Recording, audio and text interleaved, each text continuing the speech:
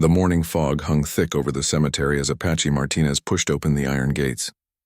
His boots crunched against the gravel path, each step feeling heavier than the last. In his calloused hands he carried white lilies, their petals still fresh with morning dew. These were Maria's favorite flowers.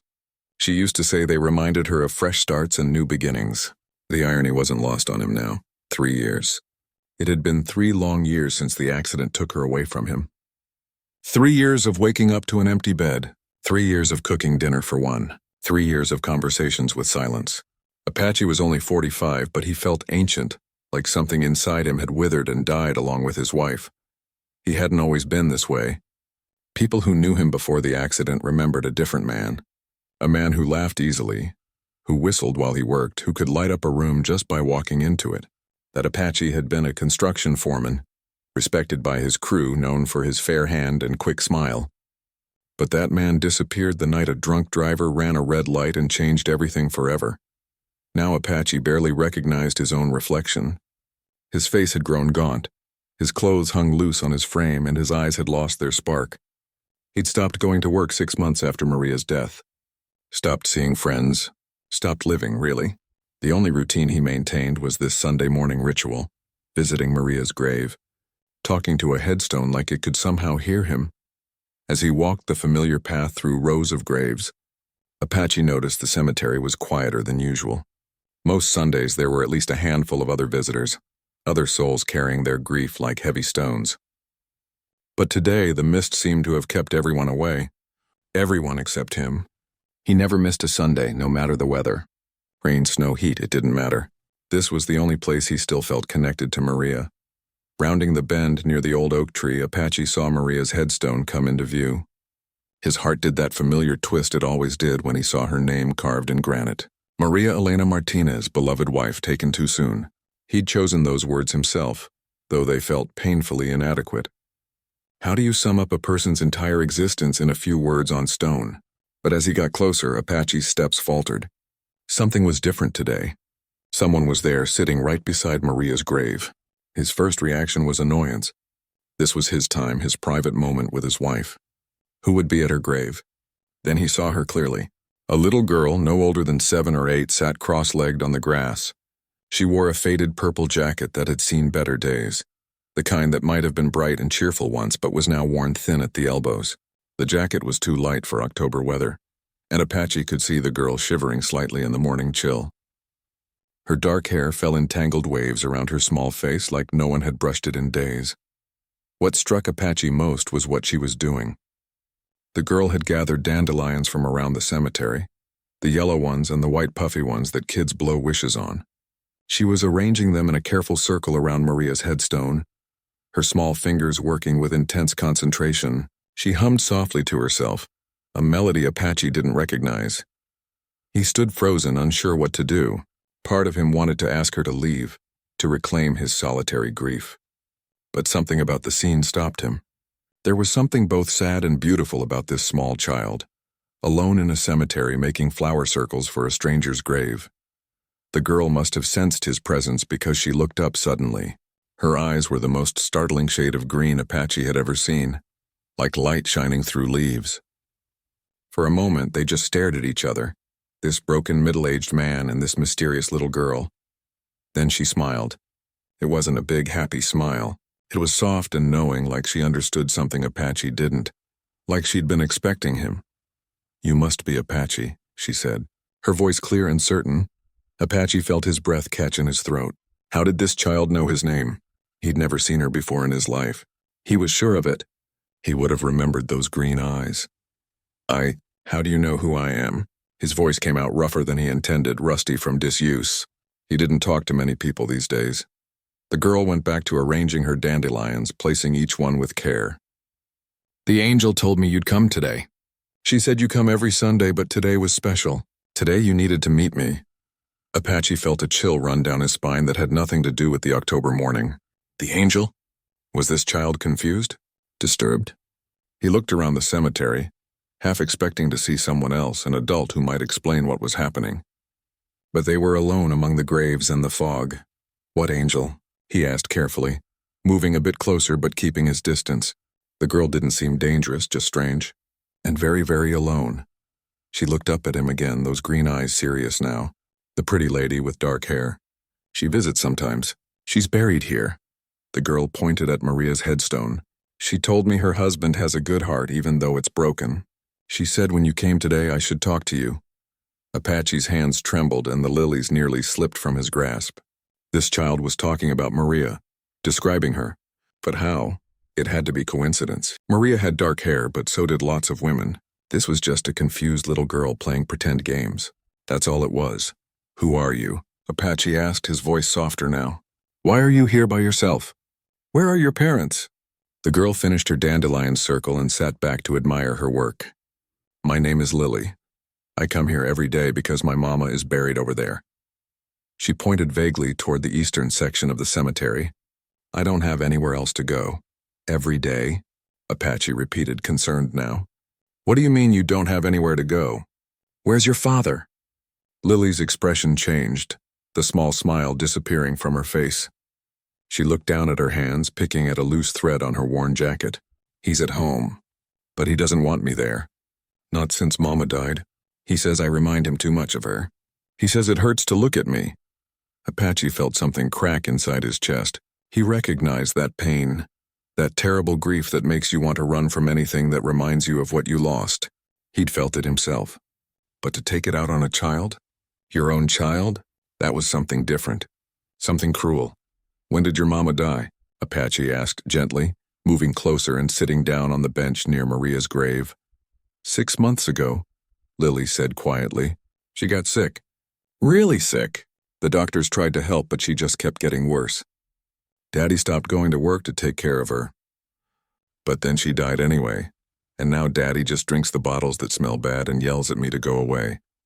As she spoke, Lily absently rubbed her wrists, and Apache noticed something that made his stomach turn. Bruises. Dark purple and yellow bruises circled both her small wrists, poorly hidden by the 2 long sleeves of her jacket. When she saw him looking, she quickly pulled the sleeves down and tucked her hands under her legs. Apache felt anger rise in him, the first strong emotion besides grief he'd felt in years. Someone was hurting this child. Someone was supposed to protect her, and instead was leaving marks on her skin. He thought of Maria, how she'd always wanted children, how she would have been such a good mother. And here was this little girl who had a father but might as well be an orphan. Lily, Apache said carefully. Does your father know you're here?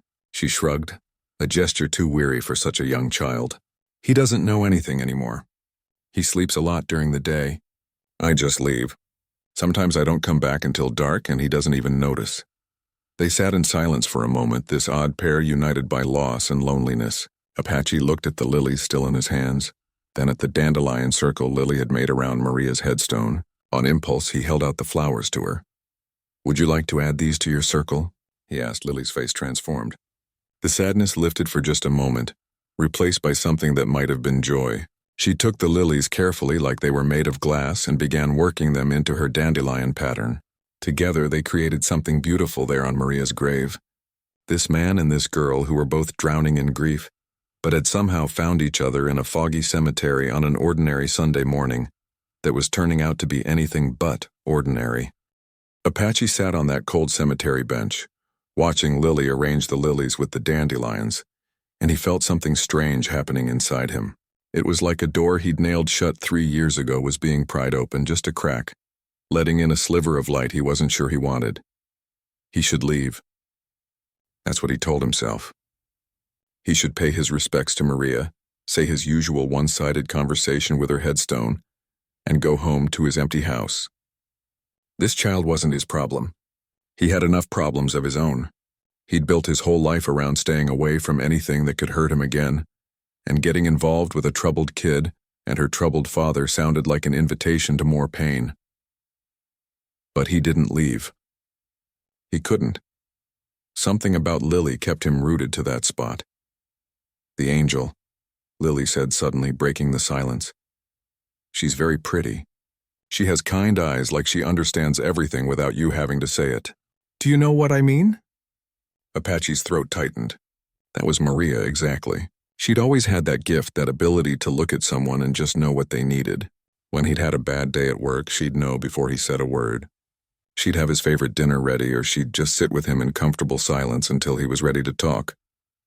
"I know what you mean," he managed to say. Lily smiled that knowing smile again. "She worries about you. She says you've forgotten how to live. You just exist now like a ghost walking around." The girl looked up at him. "Are you a ghost, Apache?" The question hit him harder than it should have. Out of the mouths of children, they say, comes truth, and this child had just spoken a truth Apache had been avoiding for 3 years. He was a ghost. He died with Maria that night, at least the important parts of him had. What was left was just going through motions, marking time until he could be with her again. "Sometimes I feel like one," Apache admitted. He didn't know why he was being so honest with this strange little girl, but somehow it felt right. Like she was the only person who might actually understand. "Mama says I can't be a ghost," Lily said, going back to her flowers. "She says I have to keep living even though it's hard, even though Daddy doesn't want me around. She visits me sometimes in dreams. She tells me stories about heaven and says she's waiting for me there, but not for a long, long time. She says I have important things to do first." Apache studied the child more carefully now. She spoke about her mother's death with an acceptance that seemed too mature for her age. But he supposed grief did that to people, made them grow up faster than they should.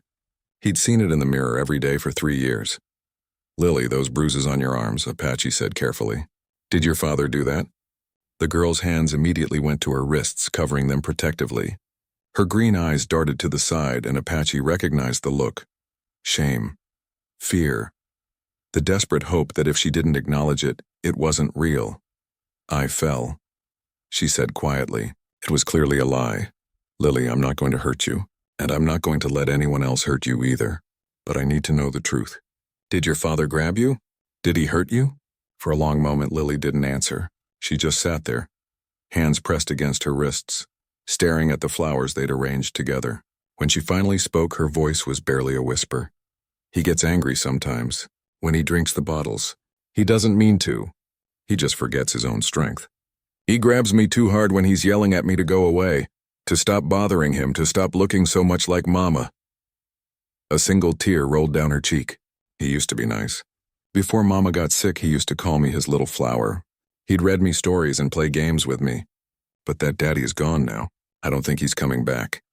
Apache felt his hands clench into fists. He'd never been a violent man, but right now he wanted very much to have a conversation with Lily's father. A father was supposed to protect his child, not become the thing she needed protection from. Grief was no excuse for hurting an innocent kid. "Where do you live?" Apache asked. "Is it far from here?" Lily pointed toward the east beyond the cemetery walls. 3 streets that way. The blue house with the broken fence. But I don't like being there. It's too quiet and too loud at the same time. Quiet because nobody talks, and loud because Daddy's always crashing into things or yelling at the TV.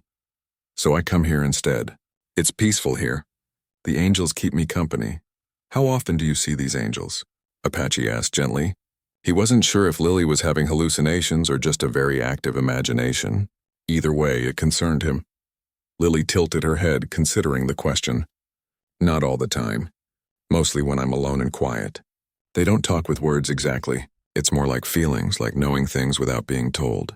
Like right now, I know that you're a good person who's been very sad, and I know that meeting you was important, that something is supposed to change now." Apache didn't believe in angels or ghosts or anything supernatural. When Maria died, he'd prayed for signs, for some indication that she was still out there somewhere watching over him. But there had been nothing, just silence and emptiness, so he'd stopped believing in anything except the cold reality of loss. But looking at this little girl with her certainty and her sad wisdom, he found himself wanting to believe, wanting to think that maybe Maria had somehow led him to this child or led this child to him. That maybe there was some purpose to this meeting beyond random chance. "What's your whole name, Lily?" Apache asked. "And your father's name?" "Lily Brennan," she replied. "My daddy's name is Thomas. Thomas Brennan. Why?" Apache wasn't sure yet, but he knew he needed that information. He couldn't just walk away and forget about this child. Even if he wanted to, even if it would be safer for his heart to stay closed, he couldn't do it. "I want to help you," Apache said. "I'm not sure how yet, but I can't just leave you here knowing what's happening. No child should have to live like this." Lily looked at him with those wise, sad eyes. "The angel said you'd say that." She said you have a lot of love still inside you, all locked up with nowhere to go. She said maybe we could help each other. A cold wind swept through the cemetery, making both of them shiver. Apache noticed that Lily's jacket was even thinner than he'd first thought. He could see her arms trembling beneath the worn fabric. Without thinking, Apache shrugged off his own jacket and held it out to her. It was a heavy denim jacket with flannel lining, warm and solid. Lily looked at it like he was offering her gold. "I can't take that," she said. "Then you'll be cold." "I'll be fine," Apache insisted. "I'm bigger than you and I've got more meat on my bones. You need it more than I do. Take it." Slowly, Lily reached out and took the jacket. When she put it on, it swallowed her whole. The sleeves hung past her fingertips and the bottom hem reached her knees. She looked like a little girl playing dress-up in her father's clothes. But she was smiling, the first real smile Apache had seen from her. "It's warm," she said, pulling the jacket tighter around herself. "Thank you. Keep it," Apache said. "It looks better on you anyway." They sat together in comfortable silence for a while longer. Apache found himself telling Lily about Maria, about how they'd met, about the life they'd built together. He talked about things he hadn't spoken of in years, memories he'd kept locked away because they hurt too much to remember. But somehow, talking to this child made it easier. She listened without judgment, without trying to fix anything, just accepting his words and his pain. In return, Lily told him about her mother, about the good times before the sickness. She talked about baking cookies together and going to the park and reading stories before bed. She talked about her mother's laugh and her warm hugs and the way she smelled like vanilla and cinnamon. The sun started breaking through the fog, warming the cemetery and casting long shadows across the graves. Apache realized he'd been sitting there for over 2 hours, the longest conversation he'd had with anyone since Maria died. "I should probably go," Lily said reluctantly. "Daddy might wake up soon, and if I'm not there, he gets angry." Apache's jaw tightened. He didn't want to send this child back to that house, back to a father who hurt her. But what choice did he have? He couldn't just kidnap someone's kid, no matter how bad the situation seemed. "Will you be here next Sunday?" Apache asked. "I come every Sunday at the same time." Lily nodded eagerly. "I'll be here. I'm here every day, but I'll especially be here next Sunday. Promise you'll come back?" "I promise," Apache said, and he meant it. As Lily stood to leave, still wrapped in his jacket, she turned back to him. "Apache? The angel wanted me to tell you something.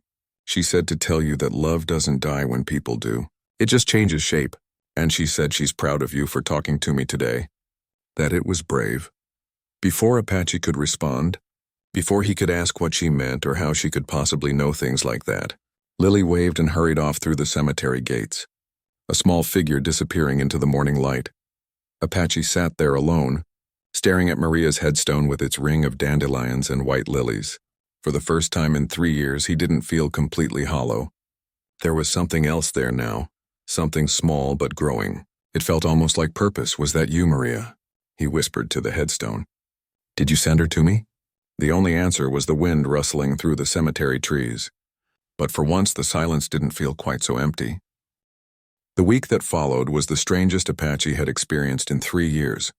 For the first time since Maria's death, he found himself thinking about something other than his grief. He thought about Lily, that small girl in the cemetery with her green eyes and her bruised wrists and her talk of angels. He tried to push the thoughts away at first.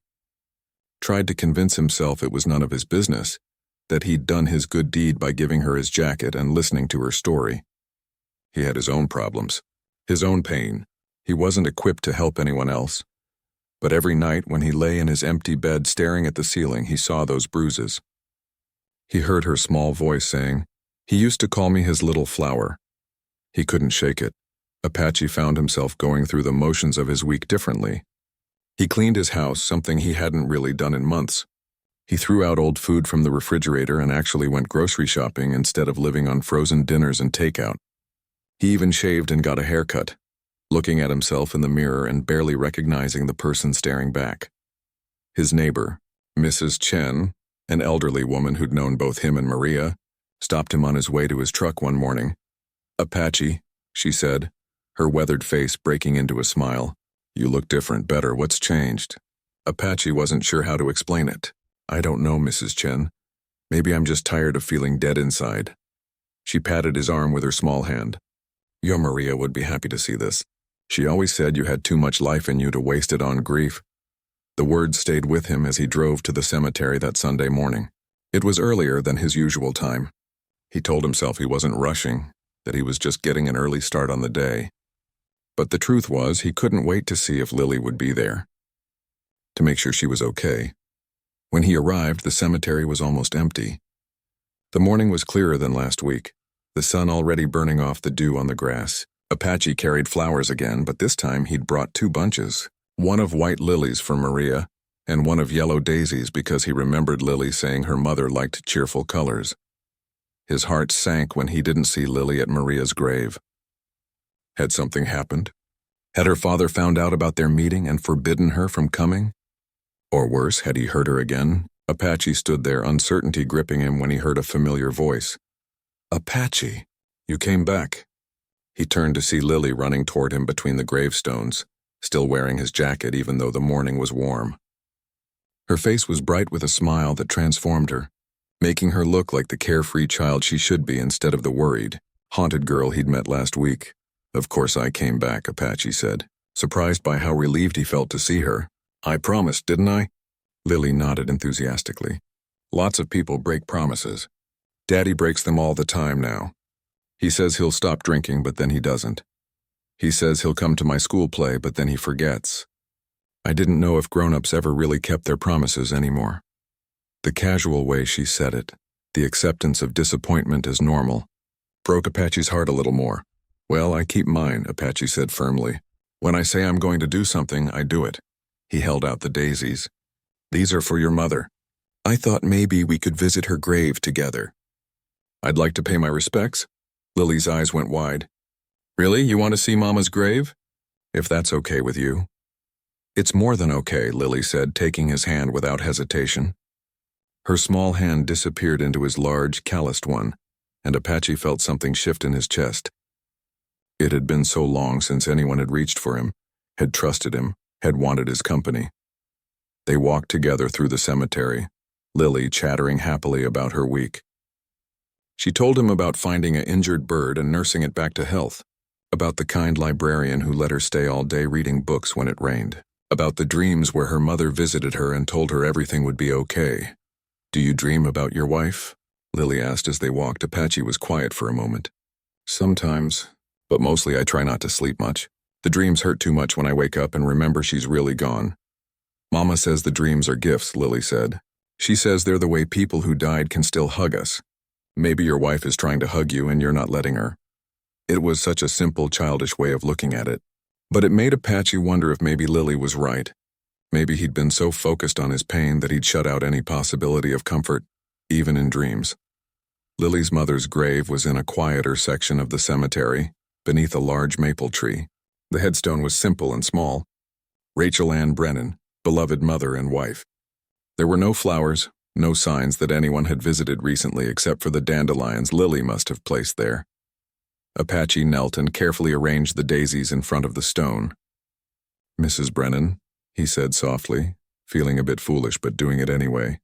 I'm taking care of your daughter. Or at least I'm trying to. I hope that's okay with you. Lily knelt beside him, her hand still in his. She says thank you. She says she's been worried about me, and she's glad I found you.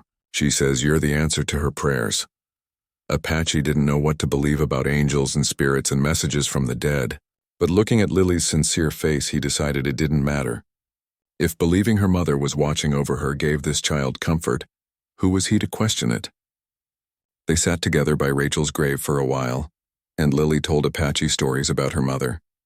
How she taught 3rd grade and loved her students. How she made the best chocolate chip pancakes. How she sang off key but didn't care. How she got sick so fast cancer spreading through her body before anyone could stop it. Daddy couldn't handle it, Lily said quietly, watching her get weaker every day. He started drinking even before she died. Mama would cry when she thought I wasn't listening. She'd beg him to stop, to be strong for me, but after she died he got even worse. It's like he died too, but his body forgot to stop moving. Apache understood that feeling more than he wanted to admit. How many times had he wished he'd died with Maria? How many times had he gone through days without really being present? Just a body going through motions while his spirit was somewhere else. Your father is sick, Lily, Apache said carefully. Not sick like your mother was, but sick in a different way. Grief can make people sick in their minds and hearts. It doesn't excuse what he's doing to you, but maybe it explains it a little. Are you sick like that too? Lily asked, looking up at him with those knowing green eyes. I was, Apache admitted. Maybe I still am. But I'm trying to get better. Because of me? The question was so direct, so hopeful that Apache had to be honest. Yeah, kid. Because of you. They visited Maria's grave next, and Lily helped Apache clean around the headstone, pulling weeds and straightening the flowers. She talked to Maria like she was an old friend, telling her about school and books and the bird she'd saved. Apache found himself smiling, really smiling, for the first time in forever. Apache, Lily said as they worked. Can I ask you something? Of course. Why don't you have any kids? You'd be a really good daddy. Better than mine is now anyway. The question stung, but Apache knew it came from innocence, not cruelty. Maria and I wanted children. We tried for years, but it never happened. The doctors said it wasn't meant to be. We'd started talking about adoption, actually, right before the accident. She would have been such a good mother. She still would be, Lily said matter-of-factly. There are lots of kids who need mothers and fathers. Kids whose parents died or left them or hurt them. She could still be a mother through you. Out of the mouths of children, Apache thought again. This little girl was wiser than she had any right to be. As the morning wore on, Apache found himself reluctant to leave. For the first time in years, he wasn't in a hurry to get back to his empty house, to his solitude and silence. He was enjoying himself, actually enjoying being alive. But he noticed Lily was shivering despite wearing his jacket, and he realized she looked thinner than she had last week. When had she last had a real meal? Lily, when's the last time you ate? Apache asked. She shrugged, that too casual gesture that tried to hide how serious the situation was. Daddy brought home pizza 2 days ago. I ate some of that, and the librarian gave me crackers yesterday. 2 days. This child hadn't had a proper meal in 2 days. Apache felt anger rising again, but he pushed it down. Getting angry wouldn't help Lily right now. Come on, Apache said, standing up and holding out his hand. We're going to get some breakfast. Real breakfast. Pancakes and eggs and bacon. The works. And don't tell me no, because I'm hungry too and I don't like eating alone. Lily's face lit up like he'd offered her the world. Really, we can go to a restaurant together? Really. There's a diner not far from here that makes the best pancakes you've ever tasted. Maria and I used to go there every Sunday after visiting the cemetery. It's time I started that tradition again. As they walked hand in hand toward the cemetery gates, Apache felt that locked door in his chest open a little wider. The light coming through was still small, still fragile, but it was growing stronger. This broken child and this broken man, finding comfort in each other's company, discovering that maybe healing doesn't happen alone in the dark. Maybe it happens in shared moments. The diner was exactly as Apache remembered it. Red vinyl booths, black and white checkered floors, and the smell of coffee and bacon filling the air. He'd avoided this place for 3 years, couldn't bear the memories of Sunday mornings with Maria, her laugh echoing across their usual corner booth. But walking in with Lily's small hand in his, those memories didn't hurt quite as much as he'd expected. The waitress, an older woman named Betty, who'd served him and Maria countless times, did a double take when she saw him. Apache Martinez, she said, her voice full of surprise and something that looked like relief. I haven't seen you in forever. I was starting to think we'd lost you too. Just been away for a while, Betty, Apache said quietly, but I'm back now. Betty's eyes moved to Lily, taking in the oversized jacket and tangled hair, and Apache saw understanding dawn in her expression. Betty had raised 5 kids of her own. She knew a child in need when she saw one. Well, isn't this a pretty young lady? Betty said warmly. What's your name, sweetheart? Lily, the girl said shyly, sliding into the booth. Lily, that's a beautiful name. And you know what? We just happened to have a special on chocolate chip pancakes today. You like chocolate chips? Lily nodded eagerly and Betty winked at Apache. There was no special on chocolate chip pancakes, but Apache appreciated the gesture. 2 orders of the special then, Apache said, and orange juice for the kid, coffee for me. As Betty walked away, Lily looked around the diner with wide eyes. This place is nice. Did you really come here every Sunday with your wife? Every single Sunday for 12 years, Apache said. We'd come after the cemetery and she'd always order blueberry pancakes with extra butter. I'd tease her about it, say she was going to turn into a blueberry. She'd laugh and steal bacon off my plate. Lily smiled. That sounds nice. Mama and I used to go to a little cafe near our house every Saturday morning. She'd get fancy coffee with foam on top and I'd get hot chocolate. Daddy would come too before she got sick. He'd read the newspaper and make jokes about the comics. I miss those days. What happened to your father? Apache asked gently. I mean, I know your mother died and that changed him. But what was he like before? Was he a good dad? Lily's expression grew thoughtful, like she was reaching back for memories that felt distant now. He was the best.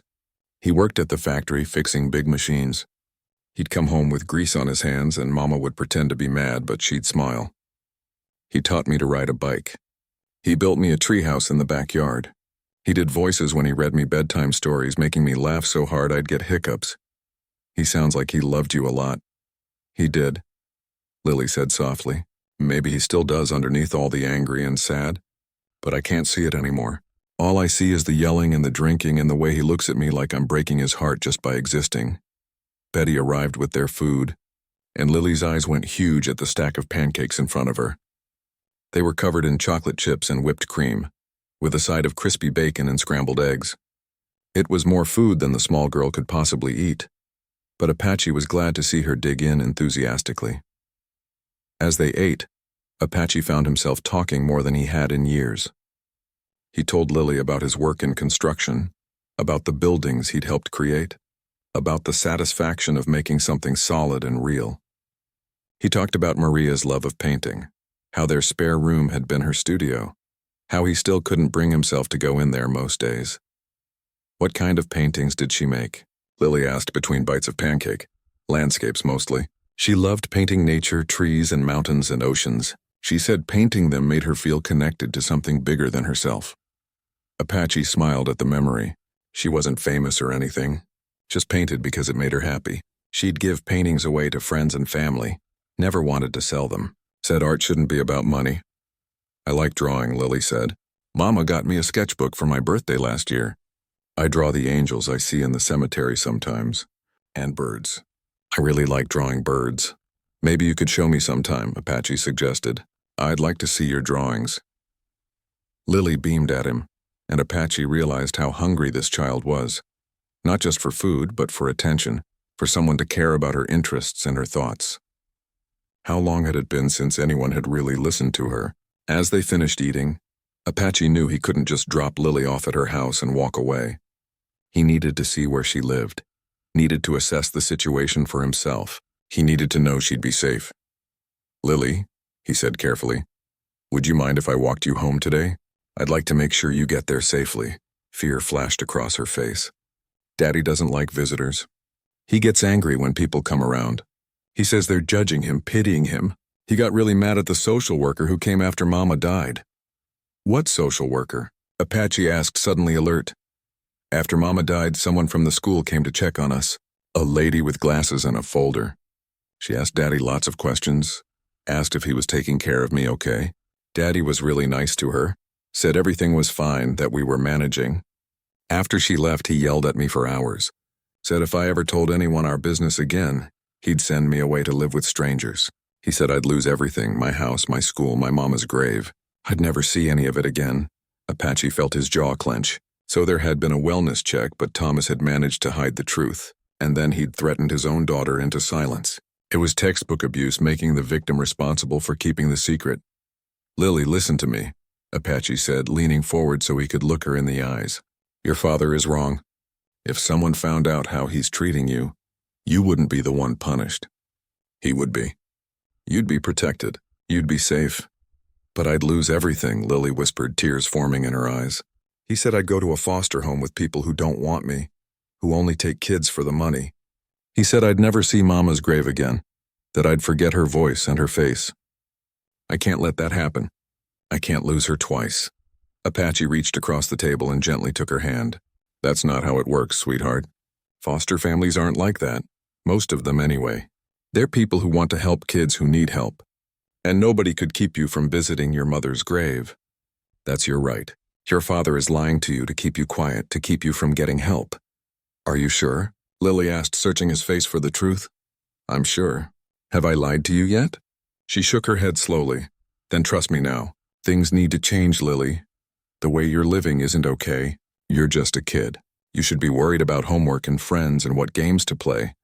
Not about whether your father is going to hurt you or whether you'll have food to eat. You deserve better than this. Lily was quiet for a long moment, tears now rolling down her cheeks. Betty, who'd been watching from a distance with concern, came over with a box. Here, sweetheart, she said to Lily. I packed up some extra pancakes and bacon for you to take home. Something tells me you could use it. Lily looked at the box like it was treasure. Thank you, she whispered. After Apache paid the bill, leaving Betty a generous tip, they walked out into the autumn sunshine. Lily guided him through the neighborhood toward her house, 3 streets over from the cemetery, just like she'd said. The houses in this area had seen better days. Yards overgrown, paint peeling, cars up on blocks. It was the kind of neighborhood where people minded their own business, didn't ask questions, didn't get involved. The blue house with the broken fence was exactly as advertised. The fence leaned at an odd angle, several boards missing entirely. The lawn hadn't been mowed in months, and the flower beds that might once have been Rachel's pride were choked with weeds. Newspapers sat yellowing on the porch, and empty bottles lined the steps. Apache felt sick looking at it. This was where Lily lived. This was where she came home to every day, to a father who'd given up, to a house that reflected the decay of the family inside. He might be asleep, Lily said quietly as they stood at the broken gate. He usually sleeps until afternoon on Sundays. Can I come in? Apache asked. Just to make sure you're settled? Lily bit her lip, clearly torn between fear and hope. Finally, she nodded. Okay, but if he wakes up and gets angry, you have to leave. Promise? I promise. They walked up to the house together, and Lily used a key hidden under a flower pot to unlock the door. The inside was worse than the outside. Dirty dishes piled in the sink, trash overflowing, bottles everywhere. The place smelled like stale beer and unwashed clothes. This wasn't just neglect. This was a man who'd stopped caring about anything, including his own child. Lily led Apache to the kitchen and carefully placed the to-go box from the diner in the refrigerator, which Apache noted was nearly empty except for more beer and some questionable leftovers. From somewhere deeper in the house, they heard a groan, the sound of someone stirring. He's waking up, Lily whispered, her eyes going wide with panic. You need to go, please. If he sees you here, he'll know I told someone. He'll know I broke his rules. Apache wanted to stay, wanted to confront this man who'd let his grief destroy his daughter's childhood. But Lily was terrified, and he'd promised her he'd leave if things got bad.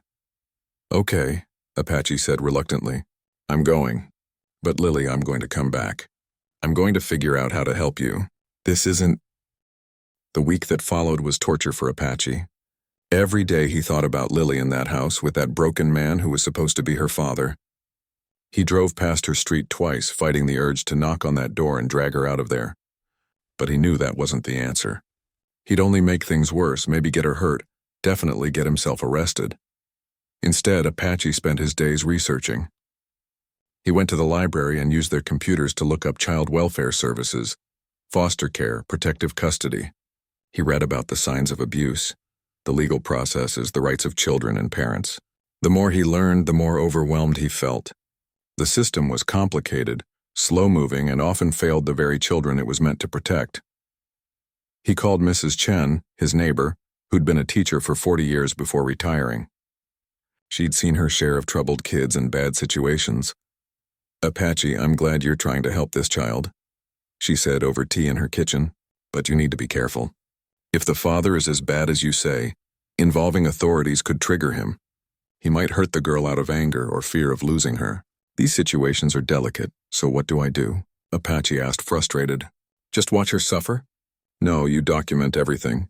You build a case. You make sure that when you do act, when you do report him, there's enough evidence that they can't ignore it, that they have to act immediately. Mrs. Chen patted his hand. And Apache, you need to ask yourself something. If they take this child away from her father, where do you think she should go? The question hung in the air between them. Apache had been avoiding thinking about it, but Mrs. Chen was right. If Lily was removed from her home, She'd go into the foster system unless there was someone willing to take her, someone approved and capable of caring for her. I don't know, Apache said quietly. I barely know how to take care of myself these days. You're doing better than you have in 3 years, Mrs. Chen observed. This little girl has already helped you more than she knows. Maybe you could help each other. That Sunday morning, Apache arrived at the cemetery early, his truck loaded with supplies. He'd brought a picnic blanket, sandwiches, juice boxes, fruit, and cookies. He'd also brought a first aid kit, though he hoped he wouldn't need it. Most importantly, he'd brought a disposable camera. If Lily had new injuries, he needed to document them. But as the minutes ticked by, Lily didn't appear. 9 o'clock came and went, then 10. Apache paced back and forth in front of Maria's grave, his worry growing with each passing minute. Something was wrong. Lily had promised she'd be here. She'd been as eager as he was for their meetings. She wouldn't just not show up. By 11 o'clock, Apache couldn't take it anymore. He packed up his things and drove to Lily's house. The blue house with the broken fence looked even sadder in the bright morning light. Thomas Brennan's truck was in the driveway, a beat-up thing that had probably once been his pride and joy. Apache knocked on the door. Loudly. He knocked again. He could hear movement inside, cursing. The sound of bottles being kicked aside. Finally, the door opened a crack. Thomas Brennan looked like death. He was probably only in his mid-30s, but grief and alcohol had aged him 20 years. His eyes were bloodshot, his face unshaven and gaunt. He swayed slightly as he gripped the doorframe. "What do you want?" Thomas slurred. "We're not buying anything. Not interested in whatever you're selling." "I'm not selling anything," Apache said, trying to keep his voice calm. "I'm looking for Lily. Is she here?" Thomas's eyes narrowed. "Who the hell are you?" "How do you know my daughter?" "We met at the cemetery. She visits her mother's grave. I visit my wife's. We became friends. She was supposed to meet me today, but she didn't show up.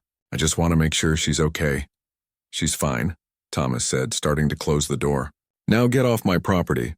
Apache put his foot in the door, stopping it from closing. "I'd like to see her, just to make sure." "I said she's fine." Thomas's voice rose to a shout. "You need to leave before I call the cops. I don't know who you think you are, but you got no right coming to my house asking about my kid." "Daddy?" A small voice came from inside the house. "Daddy, who is it?" "Nobody," Thomas yelled back. "Stay in your room like I told you." But Apache had heard enough in that small voice to confirm his worst fears. Lily sounded scared, and there was something else in her tone. Pain maybe, or weakness. Without thinking, Apache pushed harder against the door. "Lily," he called out. "Lily, it's Apache. Are you okay?" "Get the hell out of my house!" Thomas shoved against the door.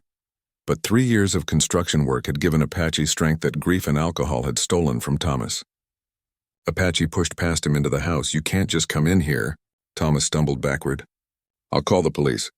This is breaking and entering." "Then call them," Apache said, already moving toward the back of the house where he thought Lily's voice had come from. "I'd love to have a conversation with the police about the condition of this house and how you're treating your daughter." He found her in what must have been her bedroom, though it barely deserved the name. The room was small and cold, with just a mattress on the floor, a small dresser, and some boxes. Lily was huddled in the corner behind the mattress, and when she looked up at Apache, he felt his heart break into pieces. She had a fresh black eye, the skin around it swollen and purple. Her lip was split, and there were new bruises on her arms. Worse, she was shivering uncontrollably, her skin pale and clammy. She looked sick, really sick. "Oh, Lily," Apache breathed, dropping to his knees beside her. "What happened to you?" "She fell," Thomas said from the doorway, his voice defensive. "She was climbing on something she shouldn't have been climbing on and fell. Clumsy kid." Apache looked at the bruises, at the finger-shaped marks clearly visible on Lily's upper arms. He'd seen enough construction site injuries to know the difference between an accidental fall and someone being grabbed and shaken. "She didn't fall," Apache said, his voice dangerously quiet. "You did this to her." "It's not what it looks like," Thomas said, and for a moment Apache saw something flicker in the man's eyes. "Shame, maybe, or the ghost of the father he used to be. I didn't mean to. I was drunk and she wouldn't stop talking about her mother, and I lost it. I grabbed her to make her be quiet, and she hit her face on the doorframe when I pushed her away. It was an accident." "An accident," Apache repeated flatly. He turned back to Lily, who was watching the exchange with frightened eyes. He gently touched her forehead and felt the heat radiating from her skin. She's burning up. She has a fever. When did she get sick? I don't know, Thomas said, sounding lost. Maybe yesterday. She said she didn't feel good, but I thought she was just being dramatic. Kids always complain about something. Apache stood up, rage coursing through him. She's not being dramatic. She's ill, and you didn't even notice because you were too drunk to care. How long has she been like this? How long has she been in this room with no care, no medicine, no comfort? I was going to get her medicine, Thomas said weakly. I was going to take her to the doctor. I just needed to sober up first. When? Tomorrow, next week? When she's so sick she stops breathing? Apache moved toward Thomas, and despite Apache being unarmed and non-threatening, Thomas backed up. That little girl is your daughter. Your responsibility. Your job is to protect her. And instead, you're the one hurting her. You don't understand, Thomas said, and tears were running down his face now. You don't know what it's like to lose everything. To have your whole world ripped away and be expected to just keep going like nothing happened. I do know, Apache said, his voice softer but no less firm. I know exactly what that's like. My wife died 3 years ago and I wanted to die with her. I wanted to stop existing, to crawl into a hole and never come out. But here's the difference between you and me. I didn't have anyone depending on me. I could afford to fall apart. You don't have that luxury.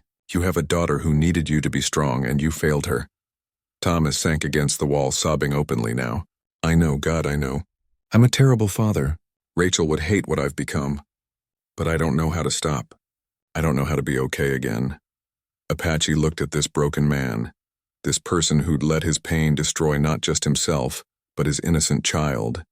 And he felt something unexpected, not forgiveness exactly, but understanding. He saw himself in Thomas, or what he could have become if circumstances had been different. But understanding didn't change what needed to happen. Lily needs to go to the hospital, Apache said firmly. That fever needs to be checked and those injuries need to be documented. And Thomas, whether you like it or not, Child Protective Services is going to get involved. What you've done here, it can't continue. Are you going to take her from me? Thomas asked, looking up with red, swollen eyes. Are you going to take away the only piece of Rachel I have left? I think you already lost her, Apache said quietly. The question now is whether you love her enough to let someone else help her, someone who can give her what she needs. Apache walked back to Lily and carefully scooped her into his arms. She was so light, lighter than she should be. She wrapped her thin arms around his neck and buried her face in his shoulder. It's okay, Apache murmured to her. I've got you. You're safe now. I'm going to take care of you. The emergency room was busy that Sunday afternoon, full of people with various injuries and illnesses waiting their turn. But when the nurse saw Lily's black eye and split lip combined with her fever, they were taken back immediately. Apache held Lily's hand through it all while doctors examined her, asked questions, took photographs of her injuries.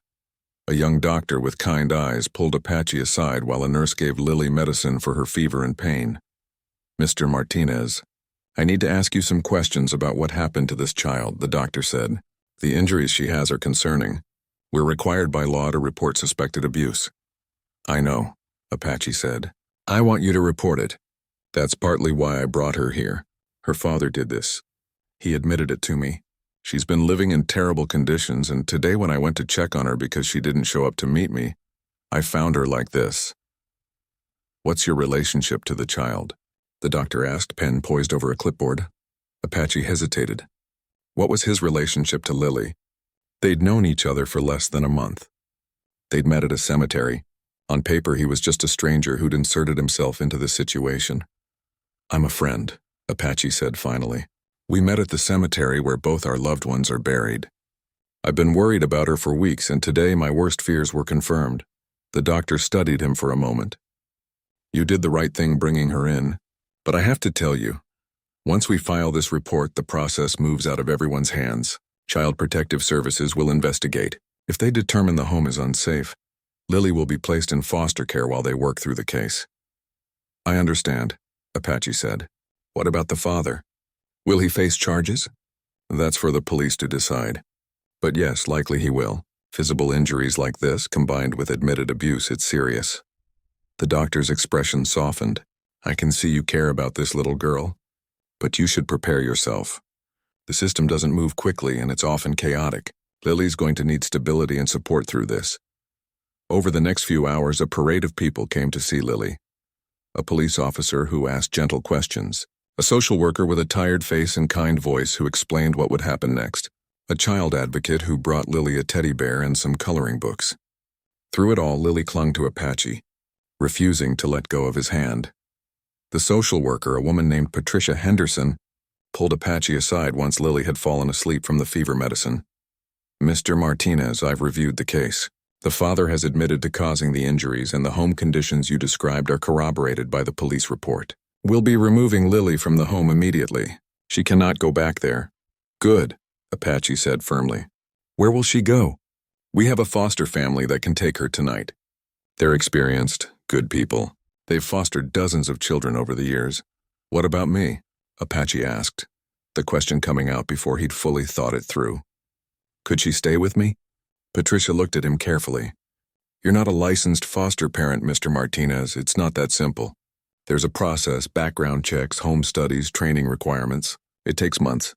Then I'll do it, Apache said without hesitation. Whatever the process is, however long it takes, I'll do it. Just tell me what I need to do. Why? Patricia asked directly. You've known this child for what, 3 weeks? Why are you so invested in this? Apache looked through the window at Lily sleeping in the hospital bed, small and fragile under the white sheets. How could he explain it? How could he make this social worker understand that this little girl had given him a reason to live again, that she'd pulled him out of a darkness he'd been drowning in, that somehow in a cemetery full of death they'd found life in each other? Because she needs me, Apache said simply. And I need her. My wife and I always wanted children but couldn't have them. We'd started talking about adoption right before she died. Meeting Lily, it feels like Maria led me to her. Like this was meant to happen. I know how that sounds. I know it seems fast, but I've never been more certain of anything. Patricia was quiet for a long moment, studying his face. Finally, she pulled out a business card. Call this number tomorrow morning. Ask for the foster parent licensing department. Tell them you want to start the application process. It's going to be intensive, Mr. Martinez. They'll examine every aspect of your life. Your finances, your background, your mental health, your home. Given your own recent loss, they may have concerns about your emotional stability. I understand, Apache said, taking the card. I'll do whatever they need me to do. In the meantime, Lily will go to the foster home. You can visit her, but only during approved times with supervision until you're licensed. The father will be arrested and charged. There'll be court hearings. It's going to be a long process.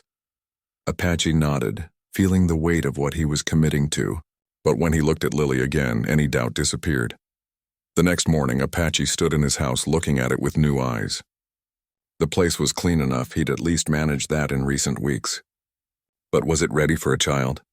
The spare bedroom that had been Maria's art studio was full of her paintings, her supplies, her presents. Could he really turn that into a bedroom for Lily? He walked into the room, breathing in the faint smell of paint and canvas that still lingered 3 years later. Maria's half-finished landscape sat on the easel, a mountain scene she'd never gotten to complete. Her brushes stood in their jars exactly where she'd left them.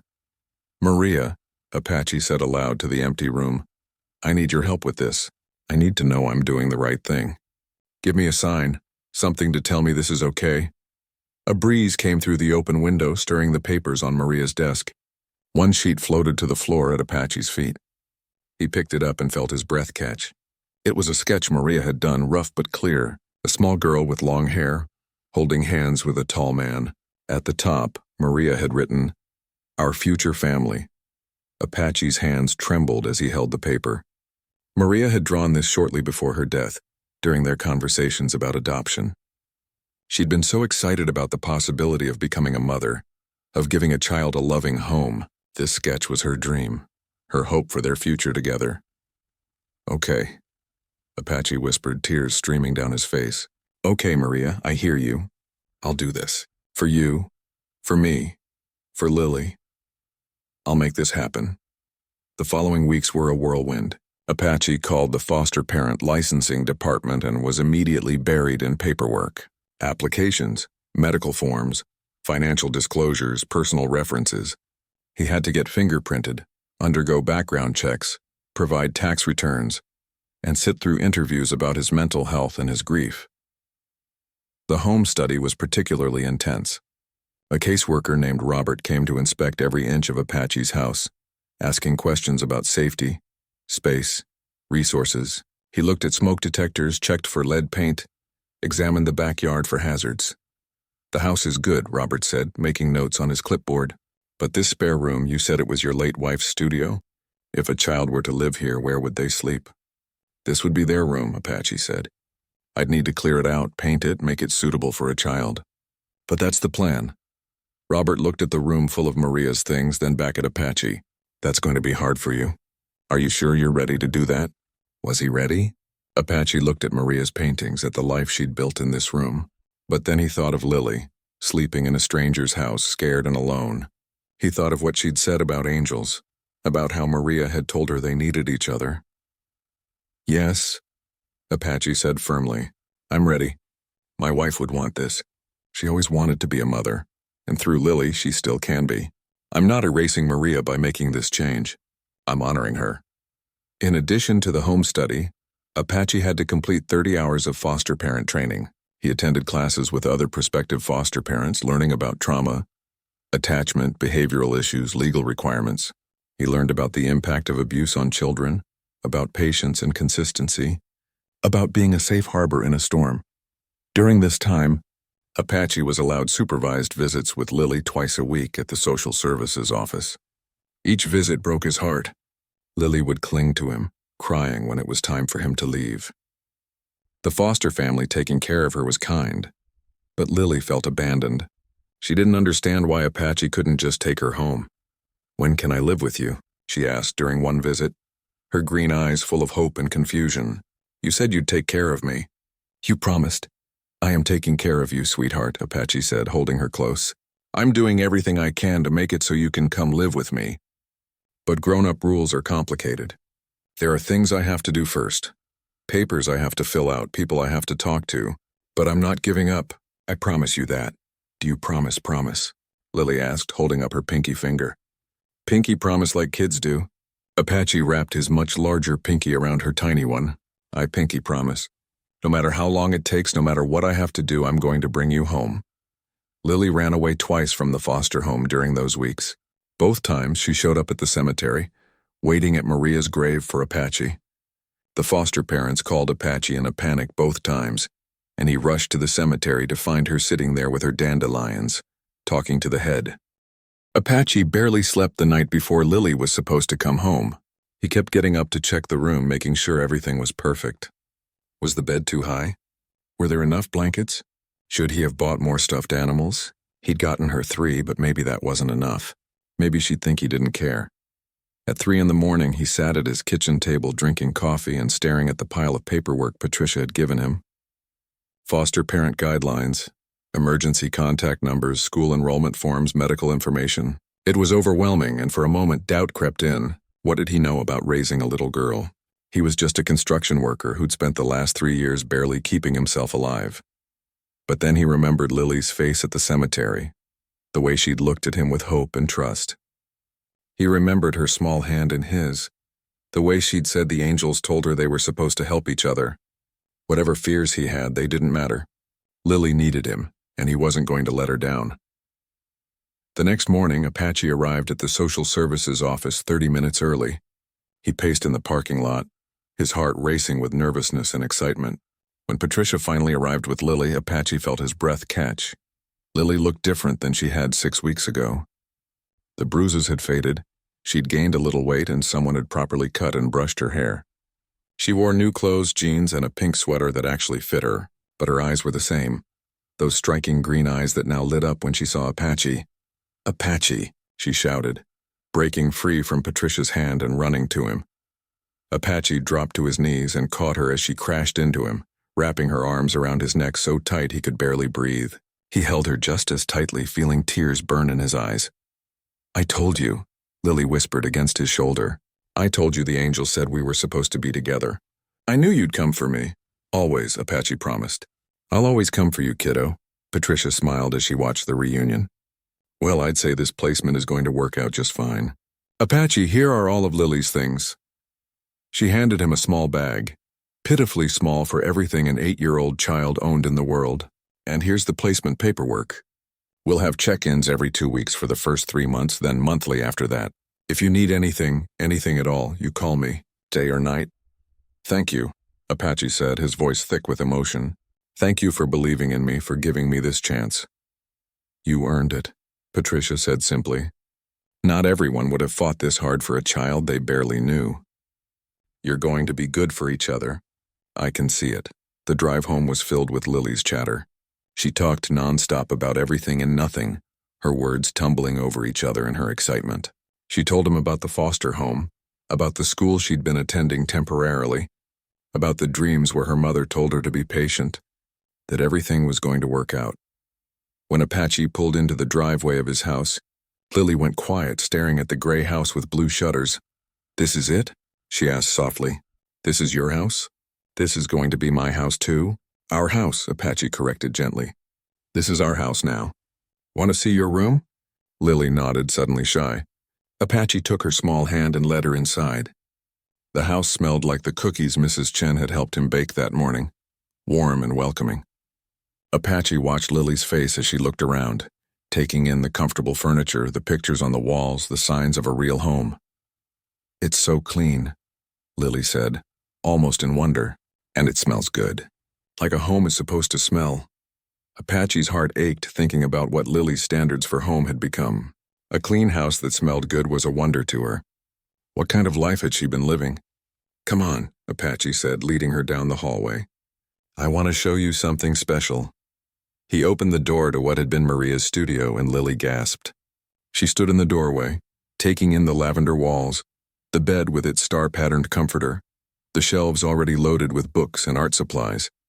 The butterfly mobile turned slowly in the breeze from the open window, casting dancing shadows on the walls. This is mine, Lily whispered. This whole room is for me? Every bit of it, Apache confirmed. We can change anything you don't like. Paint it different colors. Get different decorations, whatever you want. This is your space now. Lily walked slowly into the room, touching everything like she was afraid it might disappear. She ran her hand over the soft comforter, looked at the books on the shelves, examined the art supplies. Then she saw something on the dresser and went very still. It was a framed photograph. On one side was a picture of Lily with her mother, one of the few photos Apache had been able to get from Thomas.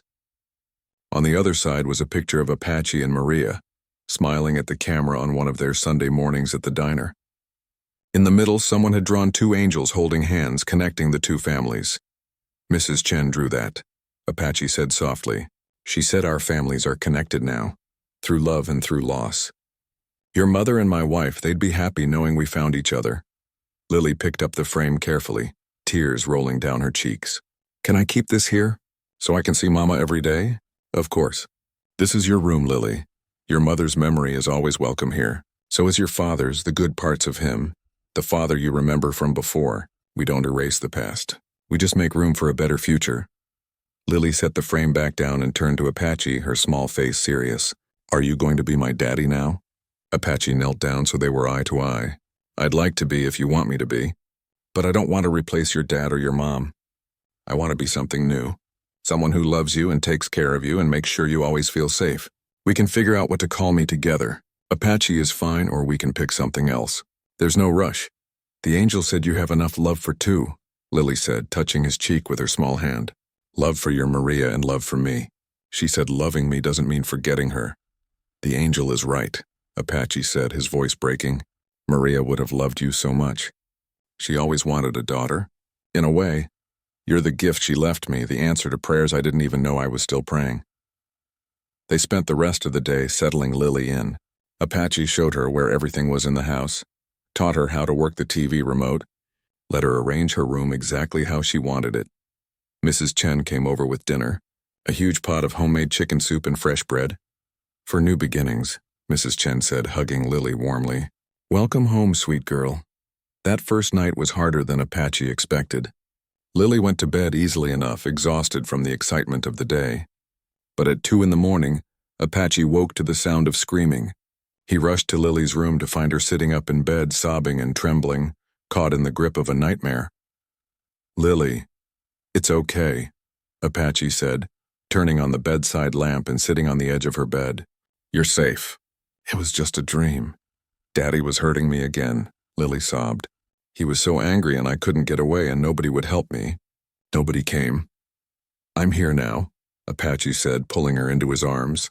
"I'm here and I won't let anyone hurt you ever again. Not your father, not anyone. You're safe, Lily, I promise you're safe." He held her until the crying stopped, until her breathing evened out. He thought she'd fallen back asleep, but then her small voice came in the darkness. "Apache, will you stay? Just until I fall asleep? I'm scared to be alone." "I'll stay as long as you need me to," Apache promised. He ended up sleeping in the chair in her room that night, and the next night, and the night after that. The nightmares came regularly. Memories of abuse mixing with fears of abandonment, all of it playing out in Lily's dreams. Each time, Apache was there to wake her, to hold her, to remind her she was safe. During the days, they worked on building a routine. Apache enrolled Lily in the local elementary school, meeting with teachers and counselors to explain her situation. The school was understanding, giving Lily extra support and patience as she adjusted to her new life. Mornings were for getting ready for school. Apache learned how to make ponytails and braids, though his attempts were clumsy at first. Lily would giggle at his efforts, which made Apache's heart soar. After school, they'd do homework together at the kitchen table, Apache relearning third-grade math alongside her. Evenings were for dinner, which Apache insisted they eat together at the table. No TV, no distractions, just conversation. Lily would tell him about her day, about the friends she was making, about the things she was learning. Apache would share stories about Maria, about his work, about the world. Slowly, they were building a life together. But it wasn't all smooth. Lily had moments of anger and defiance, testing boundaries to see if Apache would abandon her like she felt her father had. She'd break rules deliberately, talk back, refuse to do simple tasks. The first time she screamed, "You're not my real dad!" During an argument about bedtime, Apache felt like he'd been punched in the stomach. He called Patricia in a panic that night after Lily had finally gone to bed. "I don't know what I'm doing. She hates me. I'm failing her." "You're not failing her," Patricia said calmly. "She's testing you. Kids who've been through trauma, they need to know you'll stick around even when they're difficult. She's pushing you away to see if you'll leave." 1 year. It had been exactly 1 year since that foggy October morning when Apache first met Lily at Maria's grave. So much had changed in those 12 months that Apache sometimes had trouble believing it was the same life, the same him.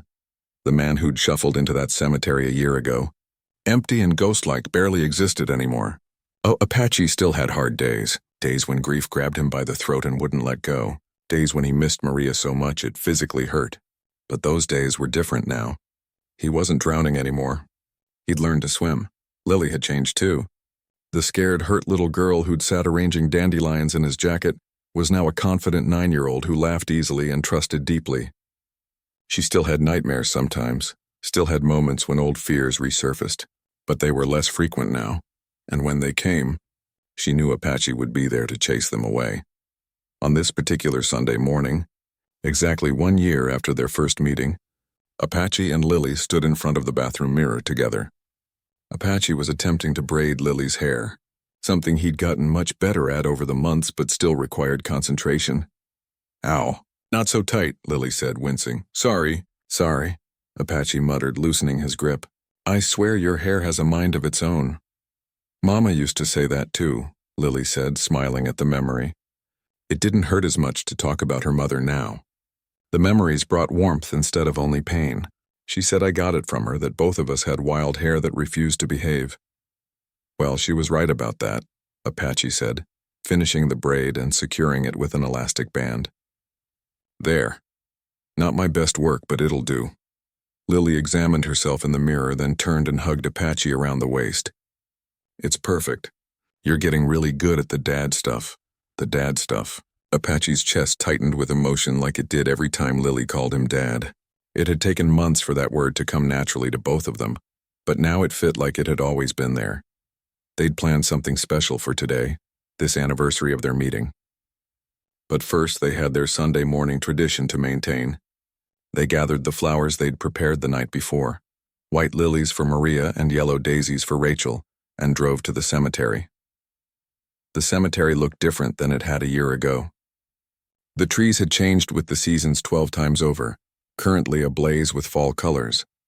The morning was clear and bright, none of the fog that had hung in the air that first day. But the feeling was the same: peace, connection, a thin place between past and present, between loss and love. As they walked through the gates, Lily slipped her hand into Apache's without thinking about it, the gesture so natural now that neither of them noticed they were doing it.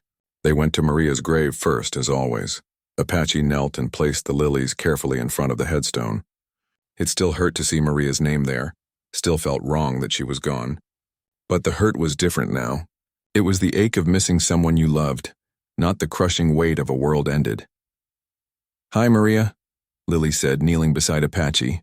"It's our anniversary. 1 whole year since I met your Apache at your grave. Can you believe it? A whole year of being a family."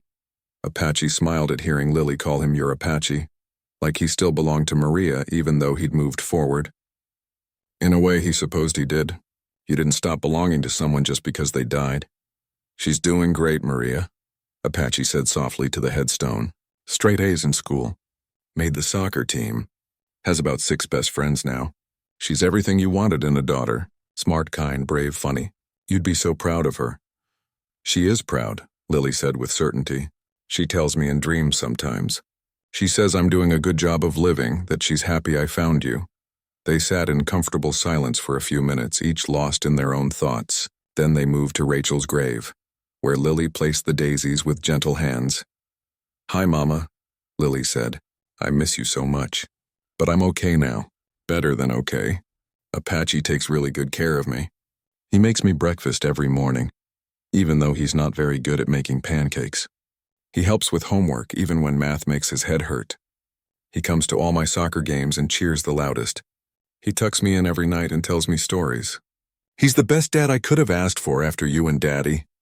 Apache felt his throat tighten. Lily rarely mentioned Thomas, her biological father. The man was still in rehab, working through his issues with the help of counselors and support groups. Apache got updates through Patricia.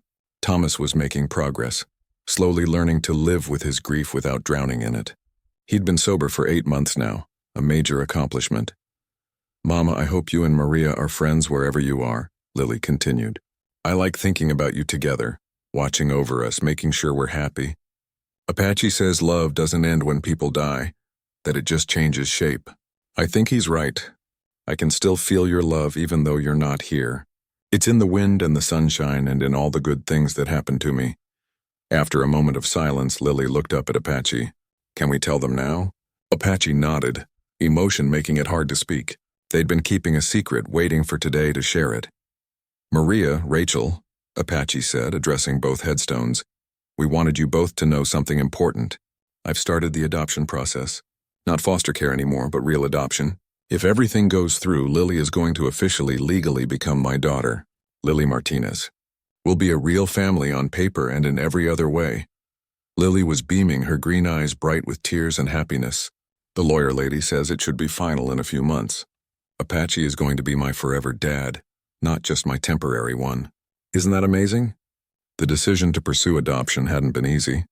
Apache had consulted with lawyers, with Patricia, with Mrs. Chen, and most importantly with Lily herself. There was the question of Thomas, of his parental rights. But Thomas, in what might have been his first truly selfless act in years, had agreed to give them up. Apache had gone to see him at the rehabilitation facility 2 months ago. It had been a difficult emotional meeting. Thomas looked healthier than he had in years, clear-eyed and sober, but the guilt and shame of what he'd done to his daughter hung heavy on him. "I know I don't deserve forgiveness," Thomas had said, unable to meet Apache's eyes. "I know what I did was unforgivable. I hurt my little girl, the one person in the world I was supposed to protect. I let Rachel down. I let Lily down. I let myself down. You're here now getting help," Apache had said carefully. "That counts for something." "It doesn't count for enough," Thomas replied. "Patricia told me you want to adopt Lily, that you've been taking care of her, giving her the life I couldn't give her. The life Rachel would have wanted for her. I love her, Apache had said simply. She's changed my life. I can't imagine my world without her in it now. Thomas had been quiet for a long time, tears streaming down his face. Finally, he'd looked up at Apache with red, swollen eyes. Do it, Thomas had said. Adopt her. Give her your name, your home, your love. Everything I should have given her but couldn't. But please, if she ever wants to see me, if she ever wants to know me again when I'm better, will you let her? I don't deserve it, but I'm asking anyway. If Lily wants to see you, I won't stand in the way, Apache had promised. She deserves to make that choice for herself when she's ready. You'll always be her biological father. I'm not trying to erase you. I'm just trying to give her the stable, loving home she deserves right now. Thomas had signed the papers that day, officially giving up his parental rights. It was the hardest and most loving thing he'd ever done for his daughter. Let her go so she could have the life he couldn't give her. Now, standing in the cemetery with Lily, Apache thought about how complicated families could be. Lily had a father who loved her but had hurt her. She had a mother who'd died too young. She had Apache, who'd stumbled into her life by accident and chosen to stay.